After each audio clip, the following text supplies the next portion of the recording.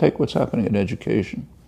Right now, the last recent years, there's a strong tendency to require assessment of children and teachers, so that you have to teach to tests, and the test determines what happens to the child and what happens to the teacher. That's guaranteed to destroy any meaningful educational process. It means a teacher cannot be creative, imaginative, pay attention to individual students' needs. The student can't pursue things that maybe some kid is interested in something. You can't do it because you got to memorize something for this test tomorrow. And the teacher's future depends on it as well as the students. These are all ways of, the people who are sitting in the offices, the bureaucrats and designing this, like you say, they're not evil people, but they're working within a system of ideology and doctrines which turns what they're doing into something extremely harmful. First of all, you don't have to assess people all the time. I mean, if a person's kind of doing their job, kids are getting along, and things, it's fine, and go ahead. I mean, people don't have to be ranked in terms of some artificial, the assessment itself is completely artificial. It's not ranking teachers in accordance with their ability to help develop children who'll reach their potential, explore their creative interests and so on. Those things you're not testing. So you're giving some kind of a rank, but it's a rank that's mostly meaningless.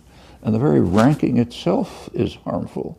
It's turning us into individuals who devote our lives to achieving a rank, not into doing things that are valuable and important. It's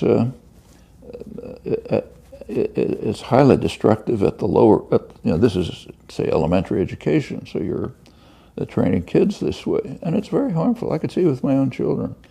When my own kids were in elementary school, at what's called a good school, good quality suburban school, by the time they were in third grade, they were dividing up their friends into dumb and smart. You're dumb if you're lower tract, you're smart if you're upper tract. I mean, think what that does to the children. Doesn't matter where they're tracked. Children who take it seriously, like we could kind of help them not take it seriously. But if you're caught up in that, it's just extremely harmful. And it has nothing to do with education. Education is developing your own potential and creativity. I mean, maybe you're not going to do well in school and you'll do great in art. That's fine. What's wrong with that? It's another way to live a fulfilling, a wonderful life, and one that's significant for other people as well as yourself. But so the whole idea is first of all wrong in itself, and it's harming it's creating it's kind of a system of creating something that's called economic man. There's a concept of economic man, which is economics literature and so on. And an economic man is somebody who rationally calculates how to improve his own status, and status means basically wealth. So you rationally calculate what kinds of choices you should make to increase your wealth, and you don't pay any attention to anything else, or maybe maximize the number of goods you have, because that's what you can measure. Those are things you can measure. So and if you do that properly, you're kind of a rational person making informed judgments. You can improve your what's called your human capital, what you can sell on the market. What kind of a human being is that? I mean, is that the kind of human being you want to create?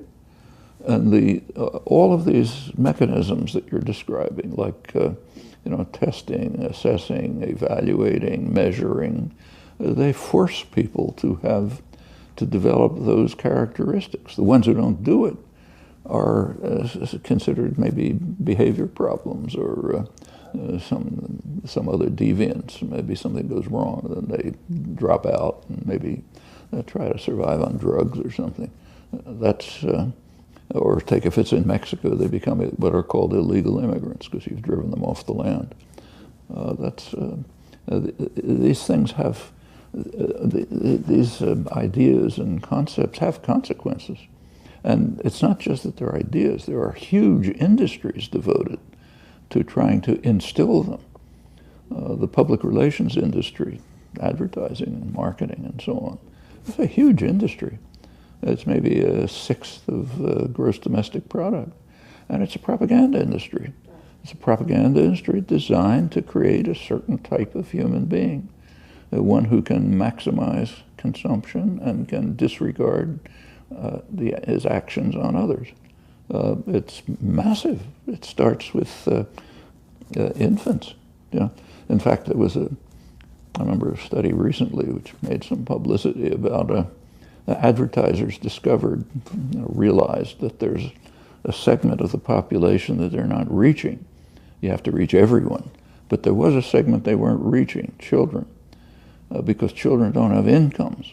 So the advertisers had sort of not targeted them, but some smart guy realized that you can get the children to be consumers by inducing them to nag their parents. So a branch of psychology developed, literally in the universities, in applied psychology of nagging. How you can nag this way if you want that thing, and you can nag the other way if you don't want the other, and so on. And you take a look at, I remember watching television with my grandchildren when they were little.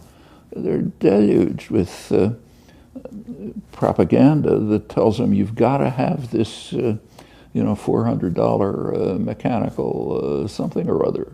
So get your parents to do it. Get them to understand that you're going to be miserable, and your friends will hate you, and your life won't be worthwhile unless you get this thing. That's what our culture is designed to do, and it's a huge industry. Actually, in the early days, back in the 1920s, it was called propaganda. The major text of the PR industry by one of its gurus, Edward Bernays, back in the 20s, was called propaganda. And that's what it was. We don't call it that anymore. The word propaganda has a kind of a bad connotation, so it's called I don't know what. But it's exactly the same thing.